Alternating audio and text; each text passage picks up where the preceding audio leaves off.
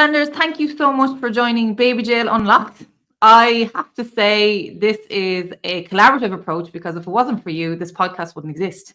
Because you being my PhD supervisor is the reason that we were able to get to a point where I was producing something about baby jail. So thank you to being my co-host on this episode and for being a co-designer of the podcast. Let's just give you all the credit because honestly, that's where this concept came from. It's for people listening, Professor CarlAnders was my PhD supervisor for my research, and his insights in education and power, and it just really opened up my thinking around what education is, what's the purpose of education. So this is what I want listeners to be able to get a sense of from talking and listening to CarlAnders today. So CarlAnders, you're very welcome. Thank you for being here today. Thank you very much, Chloe. So I want to get into, as you know me very well, I want to get into the heavy topics. We don't have time to do surface level chats. We want to get into the nitty gritty straight away. As usual. So just initially, CarlAnders, what I was fascinated by when I first started working with you was your discussions around like the purpose of education and kind of historically where it was coming from. And just, can you talk a little bit about that? And if it is a bit of a broad question, of course, you're going to be able to refine it for me. Yes, I can do that. First, I want to say it was a pleasure to work with you, Chloe. Very, very hardworking and always kind of on the spot. So it was a pleasure to work with you, and I really like the thesis that it came out. It's not often one read empirical work with interest, but because it's a lot of data, going through a lot of data. But I think your reads like a exciting story. So it is an important also. So all good things to you for that. Thank you. The purpose of education, where it comes from, started, and this is my favorite topic, so maybe you have to stop me if I go too far, but I know you will. Yeah. Go back there, CarlAnders. Go back. It's the ancient Greeks, of course, like most of our civilization, who invented education. But the interesting thing with that, and that just hit me recently, is that, about 10 years ago, it's that the birth of education was based on teachers and not philosophers. So there is a tension, and have been many years in education, between understanding the basis of education as in philosophy or sociology or psychology, but historically in philosophy.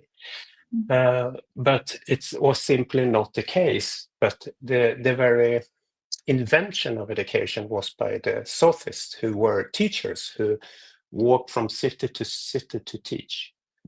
And that for me was kind of mind-blowing. So because they were also Democrats, and for them the world, how to understand the world, because everything was, what the Greeks invented was also the invented nature, if you want, and people's relation to nature, motivated how societies was argued for and how education was to form.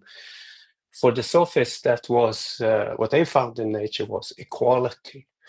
So for them also to teach was to teach to enabling democracy, if you will. And that is the tension with Plato, who saw education completely differently. For one thing, for Plato and later for Aristotle, the ones to receive education was not anyone, as it was for the sophists, but was just for the aristocrats. So Plato and Aristotle then themselves were aristocrats. And Plato, as philosopher, also saw education not in terms of equality, because his idea He taught rather how to form a strong state in which everyone have its given position already. And can I So just, I might throw in there, CarlAnders, just yeah, because I have a clear understanding of that. And I'm thinking just some listeners mightn't have like the in-depth or awareness of what we're talking about. What you're kind of highlighting there as well is that education was for like the elite, wasn't it? It was for like yeah. specific hierarchy of, say, families, and that if you were only part of those elite groups, you were only able to access education. So kind of do you want to draw a little bit more about that just for listeners? Because that, I think, it's such an interesting point to understand that education initially was an elitist kind of approach, Oh really, wasn't no, it? absolutely, and not only elite but male elite. So Mm. the only one for Plato and for Aristotle who were able to receive education was the aristocrats. And they was the only one to decide about the future of the societies in which they live. And for the sophists, that was not the case. For them, it was anyone. They could teach kind of anyone.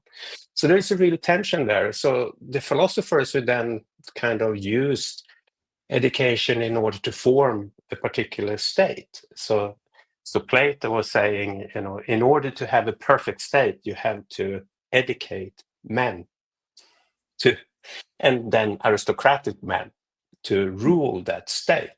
So the direction of education, if you want, was to make every man a version of the state itself. So every man to perfect himself, he will then perfect the state. So that is the connection. And often we think about education in those terms. We still think that education is owned by the state, and education is for the state to be the best possible state, competing with others. Well, that's an issue, and that's a problem. Not And only like, then, of course. Yeah. I was, because I was going to ask, because just the way you're describing it, would that then be seen as like education in that sense being the neoliberal way that we would see it, or is it a bit more fluid in the way it's seen? No, I mean that's moving through history, but of course, the thing is what they construct is a particular relationship in which this sort of education is always under the domination of the powers defining it. And that is very different from the sophists who saw education for anyone and built on equality and also built on the everyday people live together. So for why Plato and whatever and that whole tradition sort of trying to perfect an ideal, as a starting point for education. The sophists saw the starting point for education is how do you live well with other people here and now. And that's a very different kind of relation. So that's also why I call my latest book the education for everyday life. So yeah, it's a different starting point. To say it very simply, very quickly, Plato, Aristotle, the education is for the state, and for the sophists, it is for the everyday. So there you have the tension which then follow within education. But then, of course, if you come up to modern times and other, then you still have this tension, but it looks different, kind of thing. But that which make it possible for the neoliberal wave to dominate education is because education is already seen as something that is owned by certain powers to define it. So if the states change into the neoliberal state, of course, it will also change education into that. The perfect example is my old country, my old home country, Sweden, in which you see when the neoliberal, if you want, forces took over the government, they changed the whole school system into market-based school system, in which you treat kids and others as in relation to profit. So and that wouldn't have been possible if you saw education as something that is owned by people, if you want, and how to live well in the everyday. And I think, So, CarlAnders, that's a really strong point, because that's what I was really concerned about, was that idea that like education for the early years context was very relatable for that view, as in you can see how the child is being positioned as the product. You know, the parent is the consumer, the preschool is the business. So it's concerning that we're going down that lens where children are no longer seen as that human being. You know, they're seeing as that becoming that you've highlighted before, you know, being someone that's looked at for the potential of what they will produce later on or down the line in the future. And so, like, how or what's your thinking around that educational approach, you know, and like what could the future look like if we continue down that route of, you know, school or education is actually like for product or producing profit? Like, should we be really concerned about that, or is it going to have a major impact, or, you know, what's the challenges of that? I think it destroys the very fabric of living together, you know. So because it becomes very individualized, and in the long run, it break up the feel of a society as something we together kind of create. So it became very individualistic and competitive rather than that you actually feel, you know, solidarity, or that you actually do it for the common good. So it destroys in the long run the common good. Again, you see that Sweden is a good example, because you can see that happening in Sweden, which is one of the most violent societies in Europe right now. So there is this actual consequences, and we warned for it already in Sweden when we saw this start happening. But now it is already happening. So. But with what's interesting also with the early years is that, and that is because of the influx of developmental psychology within education, is that you see children on a developmental stage. And it's not only the development psychologically and physically, it's also value of children. So, and I mean, you can see that only how teachers' salaries, you know, in relation to teachers with young kids and teachers with universities, it's a big gap, you know. So you older sort of the child is, the more important the child is, and also then the teachers and the dedication that brought to them. And that also comes to rights. I mean, things that you were interested in also, you know, that the children seems to be deprived of their own right of existence, if you want. It's others who sort of rule their existence. Sometimes, and I'm sorry for saying that, sometimes that is called care. But as we know, care can also be very violent in that sense that it is controlling and it's defining who someone is from the outside and not from the inside itself. And it's also, you see that also the role socially, the role children have in societies as being not having their voice, and also which concerned you to actually listen and see those kids, what they're actually saying. You know? And when you do, as your thesis so beautifully show, it's remarkable things that they say and understand, you know, and what they can give to, oh, it sounds maybe romantic, but what they can live, what they can give to us, they can give to all the generations, kind of.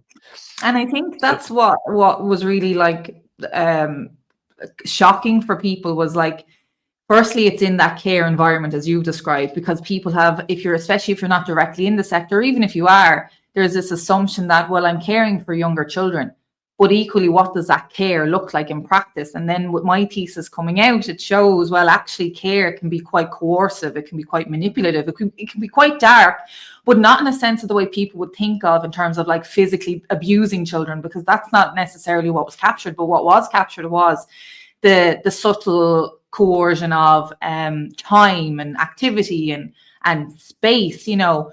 but you have to sit at the table to eat. And, oh, you didn't finish your snack. You have to finish your snack. I mean, every element of their being was completely broken down based on the adult instruction. And the curious thing was, any educators that I've talked to or are exposed to this work now are just shocked, because they don't, not that they don't see the severity of it, they didn't realize. And that's where you're kind of linking is as well, CarlAnders. It's that normalizing of education, because it's up at that level of like state level that is trickling down to what's expected. So the social norms of how we should be educating children.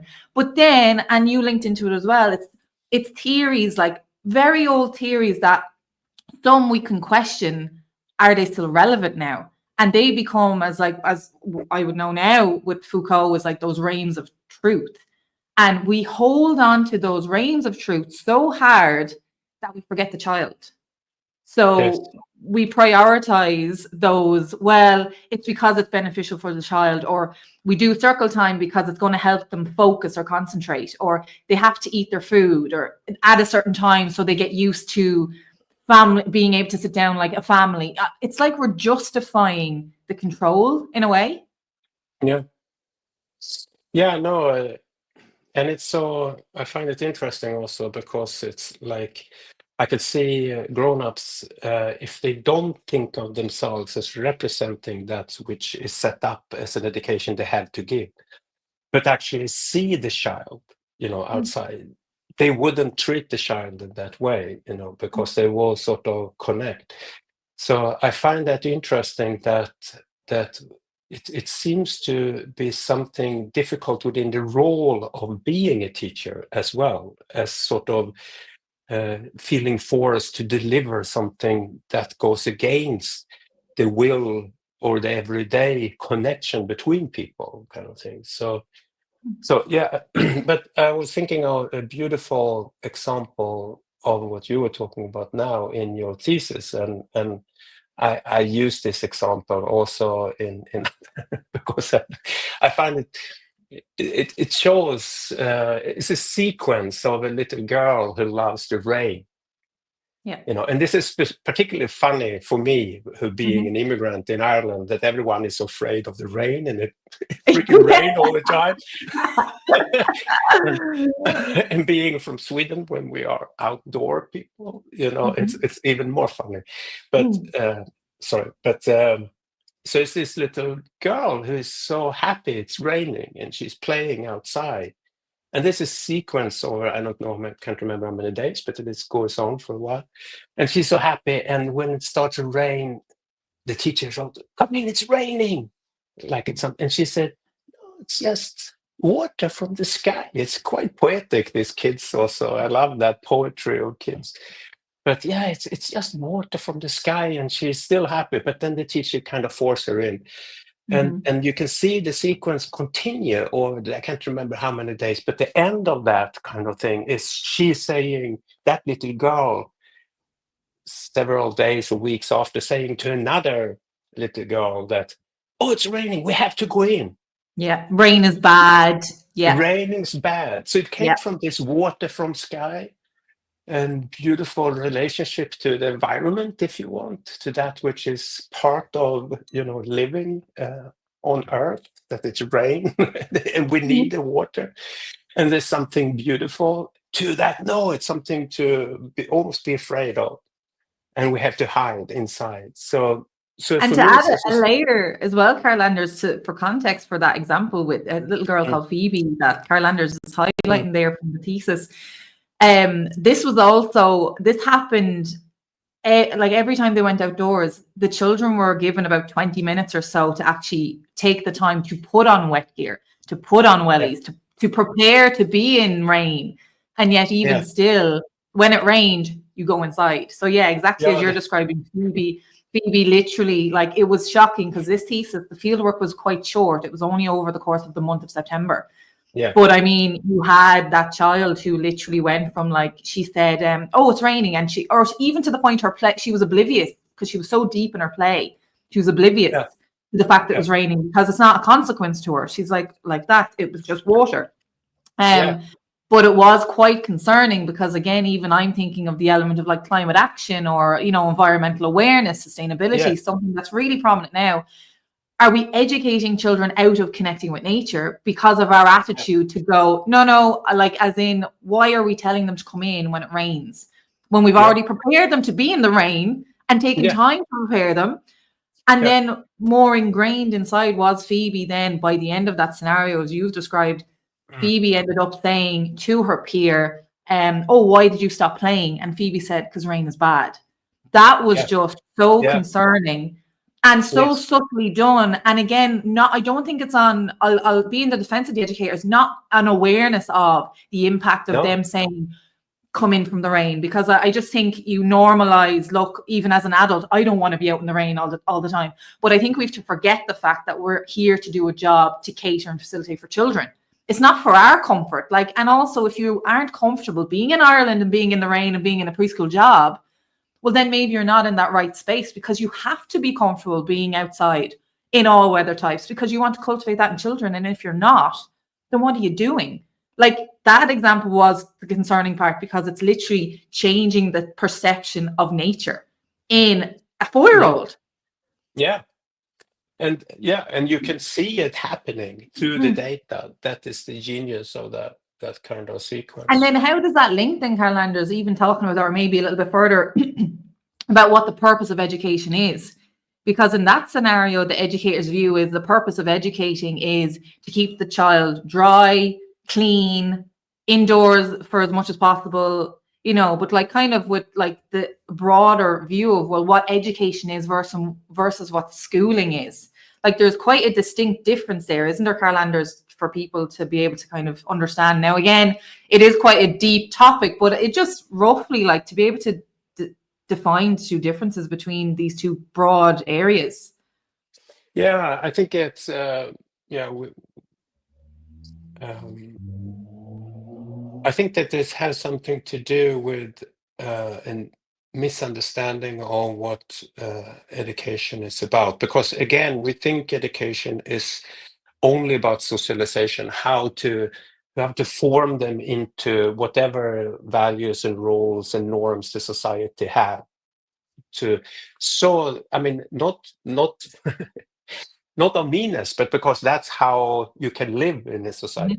But that's not really education. That's what I have called, and we define in the center, as schooling. That is the expectation of a society to be a certain person. But it's not that schooling. It's not education. Education have to do with freedom, and freedom is not your freedom, but it is the freedom of the student. So as a teacher, you're supposed to be, a teacher, what I would call teacher qualitatively, is someone who have realized their own freedom, and from that perspective, understand that the existence itself, life itself, is based in freedom. And the role of a teacher is to confirm that freedom in the child. It's not to stop it, it's not to change it, but it is to confirm it. It's not something the teacher gives to the child, because the child have an absolute right of existence, like all living beings. So what the teacher does is to confirm, if you want, that freedom in the child. So I think that often we try to think of education as only that socialization. We need to form the child in relation to the society so they can get a good job, can get a good life. But education is actually something more.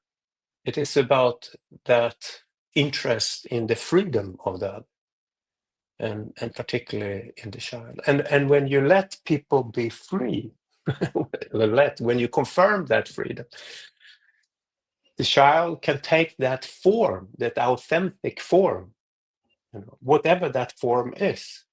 It can be filling itself, if you want. So in a sense, it's just another way of understanding how we grow into ourselves. you know, and that is not by forcing us to be someone who we are not, but it's actually helping us to be the one we already are, kind of thing.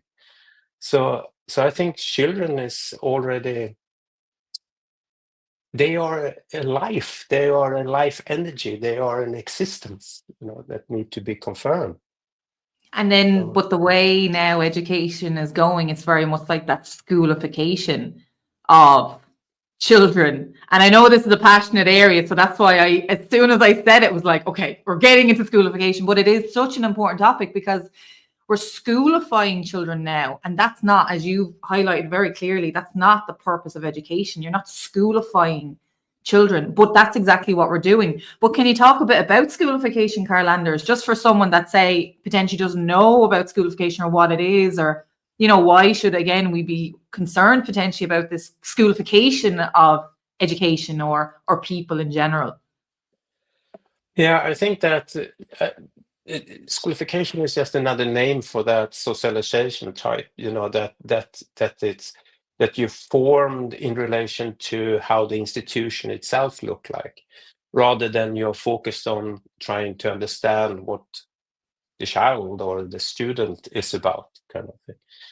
So I think schoolification is that also where we think that something always have to be produced, something have always to be effective, something always have to have an outcome, something always have to have a goal, and often all these goals are already predefined within society as a job, as a salary, as you have to be something else than you are, kind of thing. But and of course it's important, as you know, our colleague Gert Bister is talking about. Of course, it's important to live in a particular society. It's important to get a job, to be qualified in something. But it is also probably most important is to be what he call, you know, also about subjectification, is to be someone. It not just something. Because these other things, you know, it doesn't matter who you are. It is like everyone, you know, so a job is just a job. It's not what you have. And anyone can have that job, even if one think one is unique. You know, everyone, I'm a professor of education. Well, it's more than me who are a professor of education. I'm not the only one, and not the only one for the future ever. So that's just a role kind of thing. So the qualification one have, you live in a particular society, that's also someone defining you from the outside. It is how you have to be to live in that society. But those doesn't come from you. But you also, I mean, that of course can be discussed, but Gert has sometimes said that it is to be a subject is to have the ability to say no. Yep. To desires from others, you know, and that no is not just an obstruction. It is actually that to say that I am someone. I'm not something, I'm someone. And also, if you just see kids as something, or like students or workers or whatever you call them, they then become some things in the bigger machine of things. Then I think that's a problem. Education is about how do you become someone within this bigger kind of machine in which you feel like you live your, I'm using these words, but somehow problematic, but can't find any others. But you live your authentic self, where you feel like this is your life, you live it, kind of thing. And it's interesting because I'm just thinking of how that applies with early years, because in the early years, particularly, there's a lot of stigma of what your role is. And there's a lot of kind of, you're falling into the trap of, I don't want to be seen as a babysitter.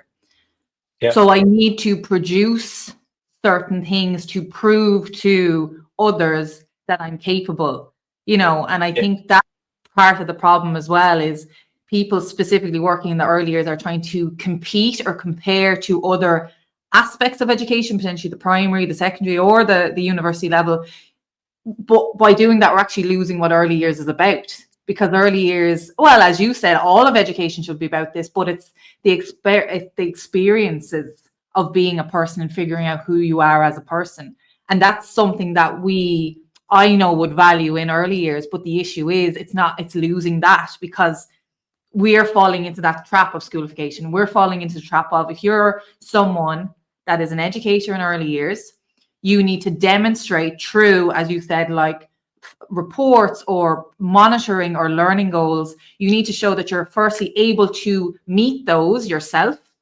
And then you're also having to show that children in your care can meet those. And if you don't, the issue is you're then excused, you're dismissed, you're classed as defective, or you're in our world now, it's difficult because you're trying to balance regulation, which is to make sure the spaces are safe and compliant. But we're also then going to the point where, right, well, then we're making educators and we're making children compliant to the point that, like you said, they've become an object, they've become a thing. They're now no longer the people they were before coming into these roles. They're now, I'm an educator in early years. I have to prove I can plan curriculum. I have to prove that children in my care can reach these learning goals before they go to primary school.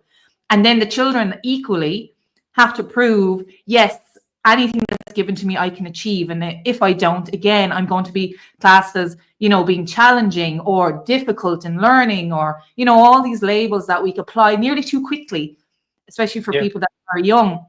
So I think that's really important just for people listening anyway, is being aware that, yes, we are more than the roles that we're given for early years, because I know we're fighting that stigma. I know we're fighting that the fact that care roles are not valued in society. But the issue is we need to actually be able, like you said, CarlAnders, to say, no, this is what we value. This is who we are kind of as a sector. And we need to hold on to that. I think we need to stop trying to shift into something that we're not, in terms of trying to produce more to prove our value. As in, we should be accepting our value as we are, not trying to do more.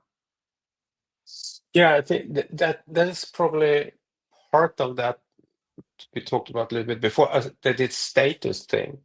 So it is that so schools are supposed to be more valuable than early childhood care and the crash.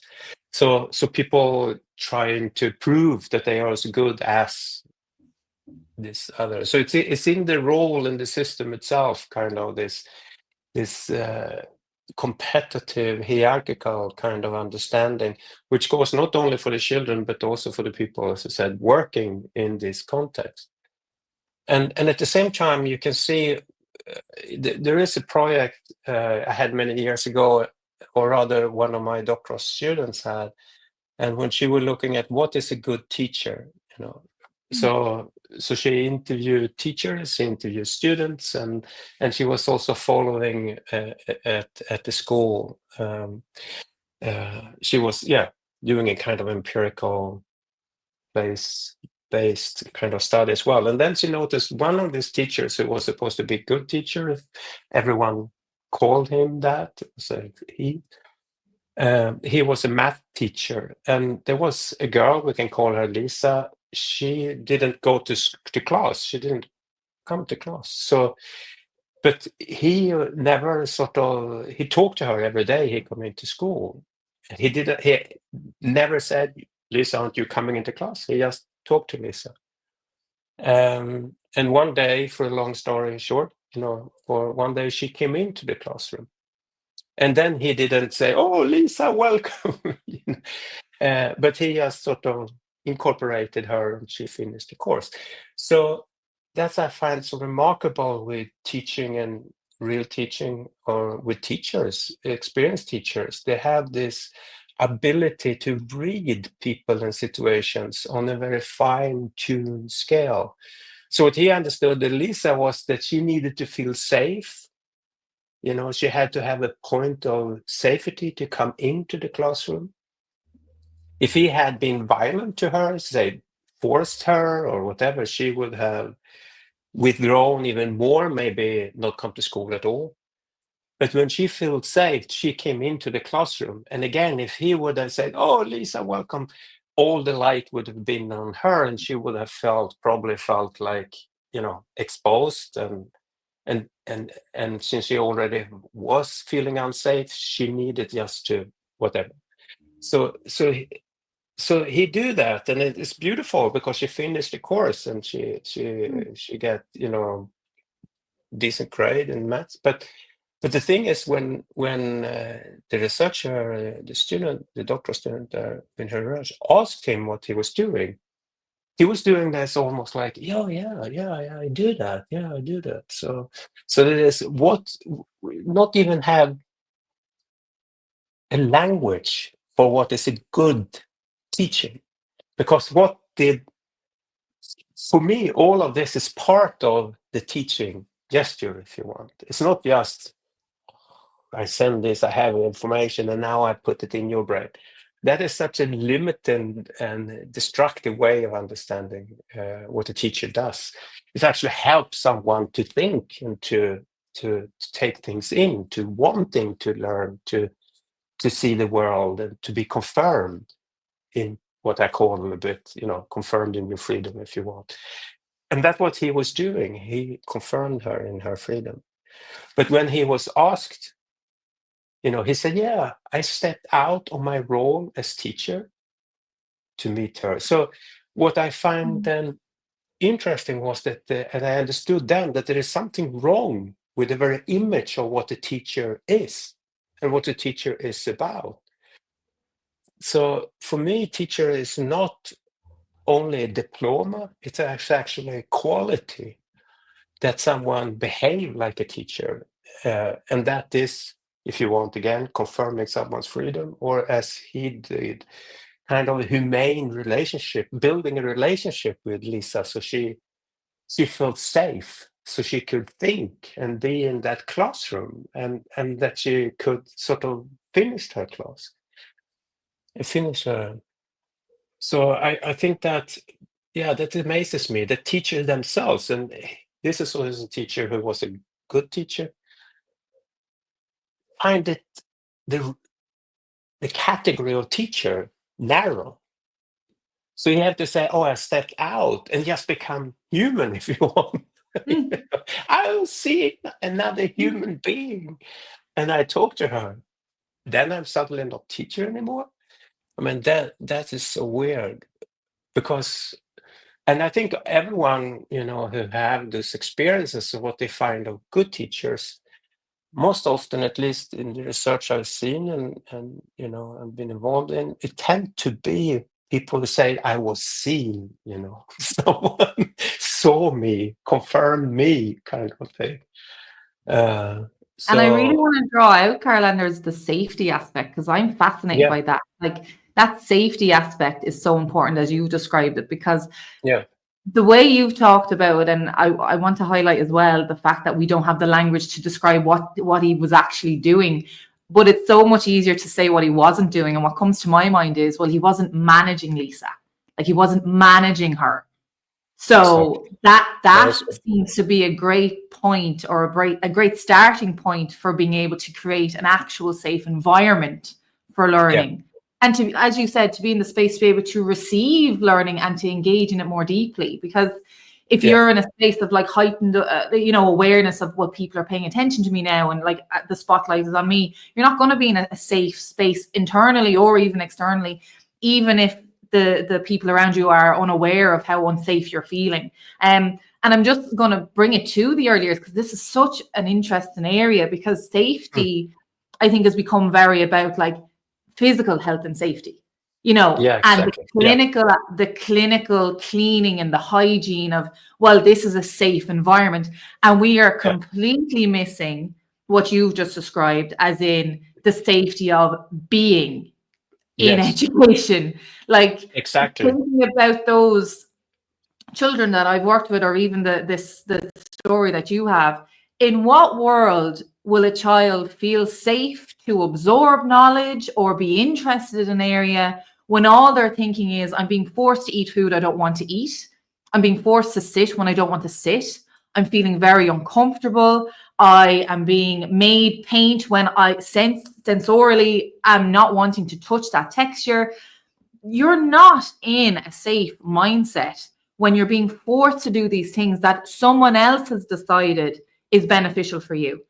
And I think especially in having so much more understanding of disability and different learning styles and different intelligences, like having all that understanding means if you're going to put in that blanketed approach to your classroom, like I'm managing a crowd of people, so I make sure that everything is done for crowd control, not for an individual pace.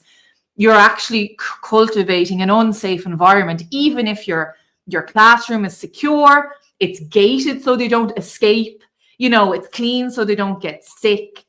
But Yeah, you could have literally such miserable beings yeah. because they're being managed. They're not safe.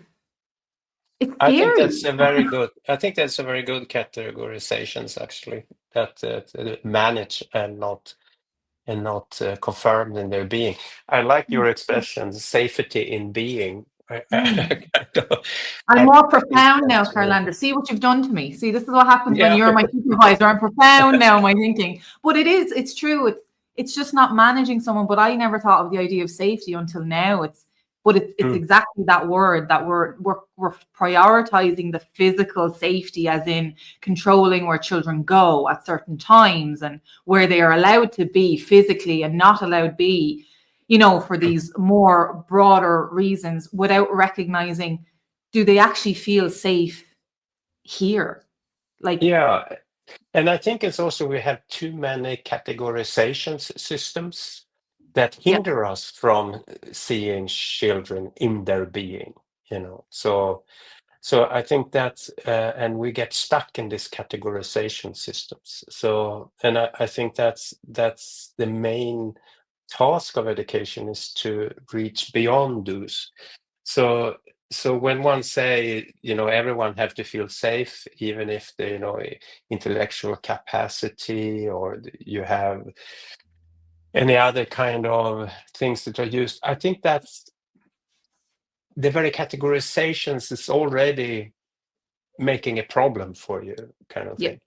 yeah, So I think that when you see other people from the starting point that they are a living being, you have another approach than if you see them as a representative of a category, kind of thing. And I think the importance of that, in that approach to being, there is a equality in that, because it's like, it's not, because if you go to these categorizations, they are part of hierarchical systems of value. The certain people becomes on the margin of society, or even not seen in society, or others are more important. And so there's always this category systems divide us, kind of thing. But if you are able to start with seeing the being and the right of being, then you're already starting from a point of equality, if you want. So what you confirmed is the quality of being, So I think that I just wanted to throw that in as and well. it's interesting because you've made it, like, even just going back to your story, you've made it really clear that, like, here's a question now. I don't know if we have the answer, but do we need to step out of the role of teacher to be able to recognize a person? Because is the role of teacher, as we understand it, we're not able to recognize the being to be able to fulfill the role as teacher? Or can we? I don't know. That's what I'm wondering. Is that what we're losing in our education? Do we need to rethink the whole role of what an educator is? Because of the way we're doing it now, we are essentially managing people. We're not actually recognizing them for being people. I think the expectations are to manage people, so I think that's wrong with these expectations. But I also think, because this is, I mean, I've been thinking about that because I've for many years I've been in teacher education, and I'm always doing research. I mean, I'm a researcher. That's how I'm into this business. So it has to do with also, should kind of the researcher tell, what the teacher does wrong, so to speak, or what are we looking for? I think what I started to look for is what's happening already within, So I think it's also, if one start from this, to see from what I call the everyday interactions with people, there is always this possibility that in actual schools there is people who already kind of confirm other people just by the way they approach someone. So, and I think it's also important in research in other ways to also see that and also to lift that. So one don't say that all teachers is wrong just because they are teachers and they misunderstood their role. So how can we tell? I was just in an event in Sweden recently, and someone actually said that, and I found it deeply disturbing. You know that, yeah, the teacher have the wrong questions. So what should we do with them? I mean, my God, Yeah. who are you? I mean, yeah, I find that a very kind of demeaning approach. You know, I think it's rather to see. I think one can conceptually criticize the understanding of the role of teacher, but that's not the same as the people who are called teachers, because teachers is one category, and that, but how many people are teachers? How many? It's enormous amount of people in Ireland, or in if you extend that, and it's just one word, teacher. So there is something with that concept, and I think every person also have the ability to what I say, to contribute with something. But I think it's important also to see that what the teacher contribute with coming from themselves, kind of thing. So a teacher allow themselves to be a being who confirm the freedom of another being. I think there you can sort of play with that, and you can, what I say, you can use that role of a teacher with a kind of a bit of distance, so it actually ironically work as much better education, if you want. So yeah, I find that I think that's important to see. And why teachers already do it is because they are people already, and there is already relationships, as well as children do a lot of things already and will do a lot of things without anyone telling them, because they see and understand the world, or trying to understand the world and do that. So yeah. There was one, I saw a video on social media. I know you're in like top tier with social media, CarlAnders, with TikTok and Instagram, of course. But there was a video of a principal, and he went viral simply because he was high-fiving students randomly throughout the day. And I found that fascinating, because I was like, he has gone viral because everyone's recognizing how, warm, supportive, and just being able to be a principal, because typically you would see a principal as in the top tier in a school, quite high up in the hierarchy, high-fiving kids and kind of like peering behind them, in a lunch line, just to like get them to laugh. And I was fascinated the fact, not with the principal's interactions, I was fascinated with the fact that went viral, because it was like, are we just so unfamiliar now with a principal high-fiving students that it's almost taboo, and the idea of, oh my God, that principal high-fived a child, well, isn't that wonderful? And I'm like, that it's the fact that that's not normal is what worried me. And it's the fact that it went viral showed me that we're obviously not doing that on a day-to-day basis, because if it was normal, it wouldn't have went viral. People would have been like, oh, well, I saw that every day. The principal high-fives the students and like talks to them in between classes normally. And it's not normal. They're typically housed in an office, or you see them when you're on a disciplinary, and kind of applying that to the early years sector.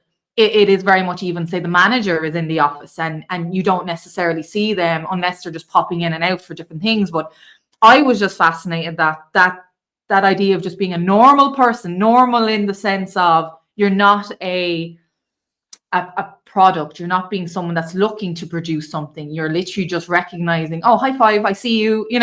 It's just, I see you. That's all it was. It's just fascinating that that's gone viral, because we don't normalize normal interactions or human interactions, I'm going to say, in an education space. No, and again, it had to do with these roles. There seems to be, and it's interesting also that they differ a little bit, of course, between different countries and nationalities, but not much. Yeah. So they're recognizable, Yeah. over time also. So I find that kind of fascinating. But Mm. the often one put up a false, contradiction between actually, what should I say, meeting another person and confirming it, and what the teacher is supposed to deliver. Teaching is always about something. So it's no contradiction that, for example, if you want to teach a child, a student about, I don't know, the language, or something, of course that is the subject. So it's not what you deliver, but it is the how you do that kind of thing. And also, of course, what you deliver is also interesting when it comes to content, but that's also needed its own analysis. So what is it we call knowledge? Mhm. And how is that kind of selected, and what is not selected? What is absent from that? So of course, what we deliver is important, and it's also important to ask questions. What that kind of thing that we think we need to teach, whatever level, what that comes from, and what are we teaching and what are we not? And it's interesting because a lot of the content or the the topics of education is driven by the values of educators. So I'm just thinking, isn't it ironic that being in Ireland, typically educators are like, well, they act like they're anti-rain, like they're anti-rain in their actions, but that's a value then that they'll instill in children and make that indirectly part of the approach in their school. And that's what worries me is education, like societally, you would think ideally, yes, we value, nature and you respect each other, but down on the actual grounds of it, it's very much individualized based on what the teacher themselves value. And my concern is if you are normalizing values that are not very I don't even know how to say, not very meaningful for children later on, even for themselves in that moment, but later on in life, that can be quite individual and quite damaging, I think, because if I'm thinking of educators right now, going back to that example of instilling an anti-rain or rain is bad attitude, well then how is that going to help that generation later on in life when they're even more in the depths of climate action or climate crisis? And so that's kind of the thing that I would be thinking more of, like education and the values that is being instilled, that it's the individual approach, unfortunately, as well, that you can't necessarily standardize either. I think it's more like the values need to become from like the humanistic side, as in, as people, as human beings, we need to focus on the being aspect, not the, well, I don't like being out in the rain, so you are now not going to be in the rain. It shouldn't be so linear. No, I mean, I think what I hear you saying is that and I would agree with that.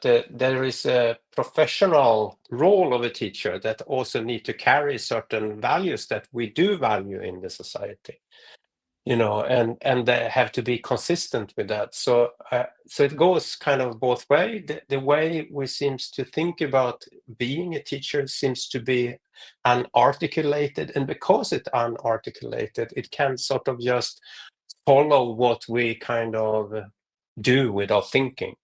So being a teacher, to refer to what we talked about just recently also, is something particular to be a teacher. So it's just not anything. It is something. You have a role of being a teacher, and therefore one have a responsibility to deliver some things. But what you deliver and how you deliver it is not. It's not just to be part of the machine. It's actually to help people to become a strong individual who is not only for themselves, but also understand that when you live in a society, it is important to live with other people. You live Mhm. with other people, and that is going back to where I started. Also, that was the sophist. Also, this beautiful word, with, and political philosophers like Hannah Arendt and others also use that with, because living with is a fantastic word, because it's always two, so you don't live by yourself. Even if you live by yourself, you live with, because otherwise you couldn't exist as a human. So you live with nature, you live with other people. So the starting point for me is always that with. And that other understanding of of education that came from Plato, that is rather, it's not a with, because it's only one. You only live through the one, if you want. There is one image, the only image you can fulfill. So and that is to, so say, to psychologically, socially be part of the way the state itself form itself into perfection. It's a long, much longer than I should embark upon. But there is a real difference there. And the with is, I find it so important for education. It's such a good starting point. Also for the teacher, So there is I've been reading I've been reading a Zen monk from 13th century. It took me 2 years and 4 volumes. But within that is there is a Chinese what do you call that? A Chinese what do you call that? Proverb? Is that what it's called? Proverb, yeah. Yeah. And it says, teacher and student make teaching together. And this is so important, because what we usually say, the relationship between a teacher and a student, is the teacher teaching to the student who learn what the teacher teach. So that becomes, if you want, also a power relationship. But if the teacher and the student together makes the teaching, that's a completely different thing. So what you have there is that, if you want, the teacher and the student exist equally in relationship to that which we can call the teaching. So there is a kind of total different way of understanding these relationships, and I think we too easily fall into this hierarchical kind of relationships when we think about education. And then Yeah. I was going to say, then I wanted to just shift slightly then, CarlAnders, about the publicness of education, because you've done so much work in that. But I specifically remember attending an event that you were hosting, I think it was last year in Trinity College. And it was the lens was on early years, but it was interesting because the discussion was around funding and money, and the discourse around early years at the minute is very much pushing that we need more funding, we need more money. But talking to you, it was interesting because you were making the point of, we need to actually stop putting the emphasis so much on funding at the minute, and it was about trying to come back to that idea of the publicness of education, because the discourse and the topic at the minute is very much trying to push for a public state run earlier sector in Ireland. But I love your view on that, because it's not very much feeding into in order to do that, we need more money. You looked at it an awful lot bigger. If you want to talk a little bit about that, which I just thought was so interesting. Yeah, see if that that was a very interesting event also for me. There was a lot of good discussions there. But so to do that, maybe quickly, is this distinction between public education and the publicness of education. So and the public education, that is a concept which is often defined through, public education is democratically decided, tax finance, and for all. But that tend to speak to the system. So what do you do if you want to talk for public education and the state itself become oppressive? So we had this example in the book, Gert and I did together with a lot of people from Maynooth a couple of years ago. One of the chapters show from Poland that when the previous government there took over, the educational system became very exclusionary. So they excluded a lot of people, so who had children that had some kind of considered some deficit that didn't fit it, kind of the idea of what state education should be like. And this is was still, in the, even if that can be discussed, but it is a democratic state and all that, and there's tax funded and all that. So the parents started their own schools a lot of, and so. But the thing when you looked at these schools, so in one way, if you just do public-private, and this is a public system, this is a private system, then you wouldn't see what was going on, because who was really defending the publicness of education, that which is uphold values as the common good, that's what we need to live well in a society where all is included, in a plural society of where common good is, if you say that briefly. Then that was these parents who had started schools, who was open for everyone, who were, so who had a value, if you want, of common good, and therefore more spoke to the publicness of education than the state's public school system. So we started to talk, and if you do this distinction, then you can ask, about any system or any kind of, educational endeavor, how much education is possible within this system. If you do this distinction. So if you see the publicness as equality, which uphold the common good, which is very central for the understanding of education, what education historically also with the sophist and what I talked about is all about, then kind of you can say that, okay, we have a school, we have a schooling, but it's still lack of publicness, if you want. It's still lack in the idea of upholding common good. It's still lack of, and so on and so on. So then you see, so the system approach tend to narrow down too much what kind of education is about and the consequences of education. So therefore we try to talk about the publicness of education instead. So then it's more what type of values, what type of content, if you want, is this actually, it's actually manifested in this context, and how does that speak to what education is about? Especially, it's interesting because a lot of the preschools in Ireland are privately run. So that adds to that kind of dynamic, as in they do have a certain amount of obviously freedom to be able to teach in a certain manner or instill certain values on children in a certain way.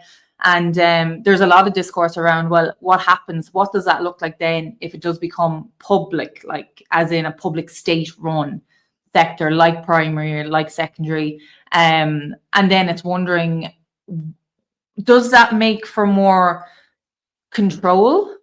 Does it make for more in not in terms of the publicness of education, but in terms of public run? Does that make for more kind of the government or governmentality values being instilled harder in the earlier sector then? As in, is that going to end up making early years more schoolified, because in order to be public state, you have to meet your learning outcomes, you have to tick your boxes, you have to prove, because we're funding you, that you're returning that investment through the children you're producing? That's my worry. As in, I see the reasons people are looking for publicly funded system, because it's for increasing the value of salary and terms and conditions and that actual space for security, job security.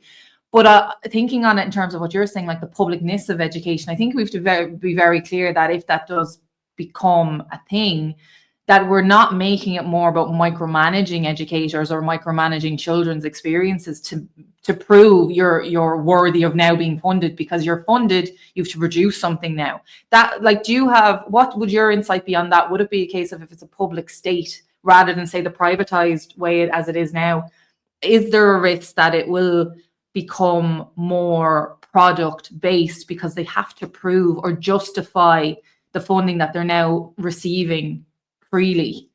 It doesn't automatically, because it's go bad. It depends on the state. So I mean, there is good and bad states, as we know, and they shift also, and they can be more or less oppressive, of course. So it depends how the state understands itself and how strong democratic values are in that state.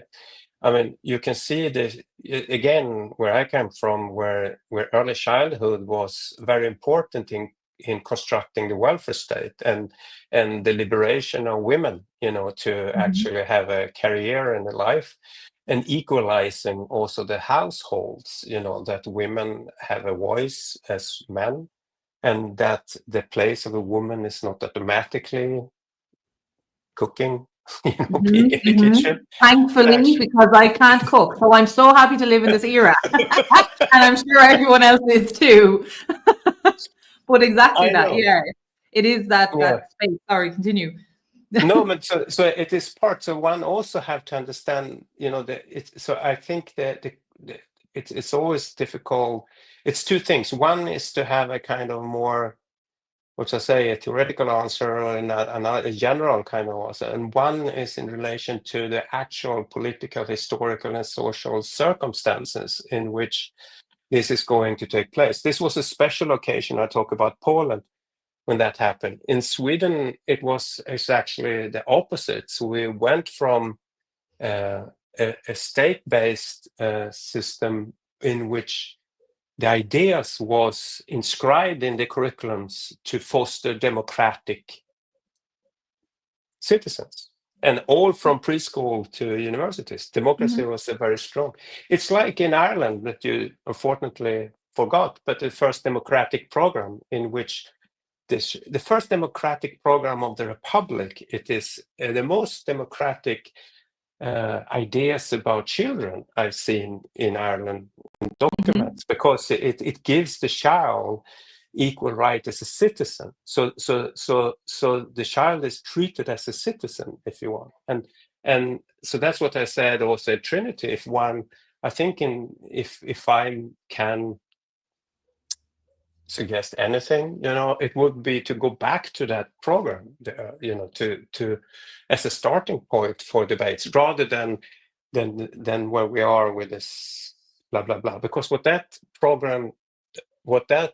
document does is that it places it as a question of democracy and citizenship. And I think that was the very successful Swedish early childhood sector, is that it was connected to exactly that. It was connected to not just, I would say from the beginning, of course, to release women, but it was part of a kind of a democratic idea of a society and how you live together. And then, of course, the early childhood sector then developed, through stages of, if you want, professionalization and other things. But it also produced, you see the early childhood research in Sweden is very, very strong. And just a couple of years ago, it was kind of leading in many sectors. And it's because that sector, and that is paid, taxes, and it doesn't cost you a fortune, because you also pay. You don't have to have a very high paid prestigious job to afford to have your children in childcare. It's actually anyone can afford it, because even if you're single mom and not have a high paid job, you can still afford to have childcare, and you can still afford to the rent and put food on the table, because it's then a justice to your actual income. So that is what this tax-based system, and if you live in a state which have an idea which is democratically opportunity for people to have a rich life and decently equal standards, then they will compensate for different economical. And And then it's good. And then then what happened in Sweden now, it is they have privatized that. So they actually politically have moved into, even there, they changed the whole system from early childhood to universities, but particularly early childhood and schooling become this market system, marketization of also early childhood, would have had really bad consequences. And actually now it is what is not so uncommon. It just happened in Stockholm not that long ago. They have to close crashes because they didn't meet the standards of being such a place, because what they of course compete in the market is money, and how do you do profit on children and childcare? That is a problem. So that creates a lot of kind of problem. So I say I would know. I will. So it depends. It depends what type of state you live in and what is feasible. But I think in Ireland, as I would see, it's part of that general shift in the social sphere in Ireland that have been going on now for a while. I think the next phase is about the children. Who owns the children? And is the children a common interest of a rich democratic country? I just saw the other day that Ireland is fourth richest country in BNP or whatever, in Europe. I mean, or if there was the world even. I mean, seriously, I don't see that when I walk around in Dublin. I can't see it. So, well, I don't go to the south side. Maybe I see it. Well, no, it is true though. I can have a holiday on the south side. Yeah, by the beach. But like, it's true, you wouldn't see it, and that's having detrimental outcomes for children, because you're in a space where like this should be more coming investment in them for them. But it's everything as you've just described as well. I think it's very much there's a clear answer here. It's coming back to living with.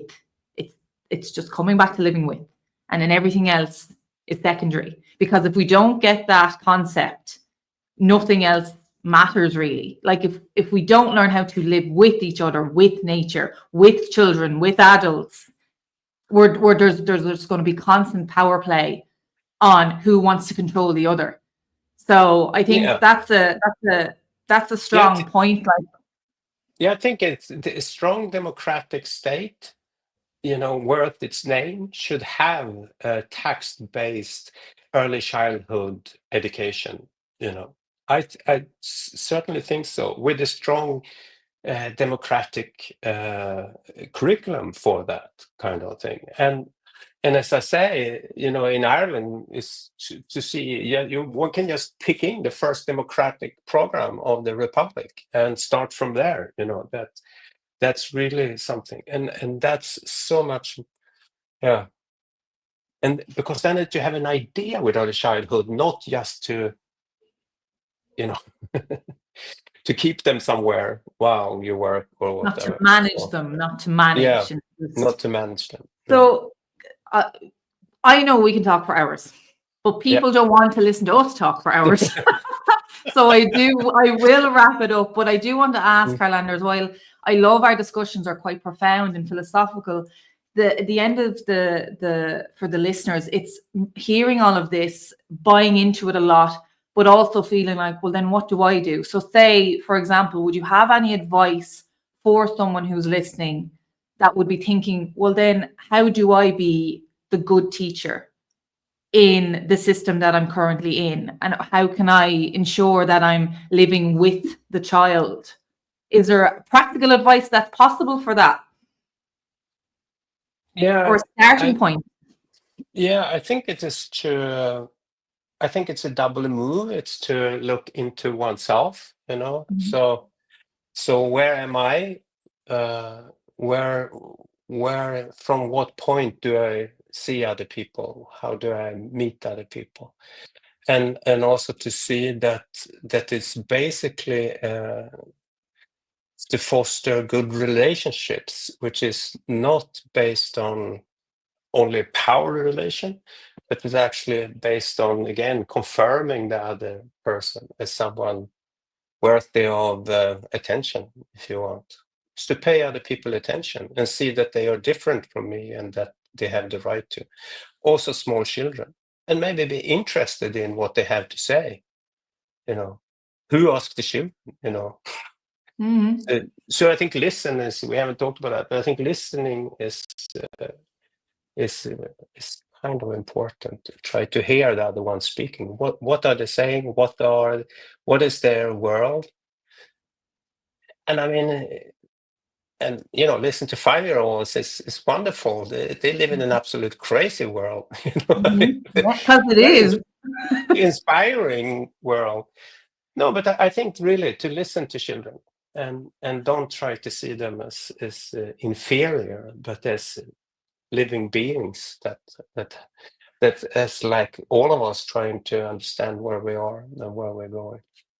I think I'll just add to that because the listening point is so important. It's also listening without your agenda, not interpreting the listening without your agenda, and then being able to go from that point there. CarlAnders, you are a wonderful human being. You have instilled so much thinking beyond what I ever thought was possible. And I hope that people listening today will get even a nugget of wisdom from you today, which I am certain they will. You are a profound man. And I have to say thank you so much for being my supervisor and for making the research that I've done, this podcast, what it is, and for also just instilling such great values and wisdom to people far and beyond. So thank you so much for being here. It's been an absolute pleasure. Thank you so much, Chloe. You make me blush, but it suits as me. always. Thank you so much. Thank you, Chloe.